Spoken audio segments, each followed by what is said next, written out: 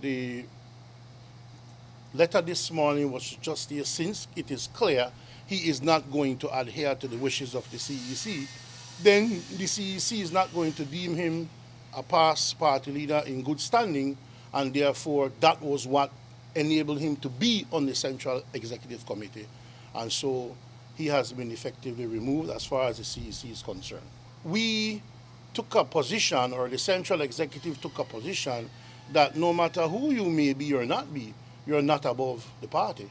And if the CEC determines that you're engaged in actions that are deliberately destructive to the party, then it is within their purview to determine whether or not you're a member in good standing. And that was a decision that they made. Hopefully, it will lead to a conversation in some form where we can agree to some way forward, because the Central Executive Committee made it very clear that once those posts are removed and the negative comments about the party stop, then he will be reinstated. It's not an issue. It's not an issue to say, well, we want you gone and gone forever. That's not what they said.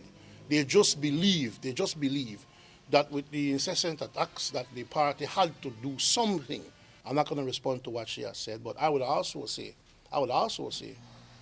that no such move by the CEC would be necessary if the Honorable Patrick Faber were not bringing out videos and making statements to the detriment of the party in the grossest violation of the Constitution. So the next time she puts out something like that, I would want you to ask her what is her position on what Mr. Faber is doing. We have a leader of the party, and we must respect that leader.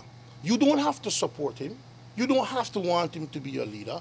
And there's a chance for you to express that. When a convention comes around, you cannot vote for him or her to be the leader, or you can vote for him or her to be the leader. But up until that time, a certain level of discipline and respect within the party must be made. If you don't want a particular person to hold a particular position, even within the party, you challenge him and you get more votes than him or her.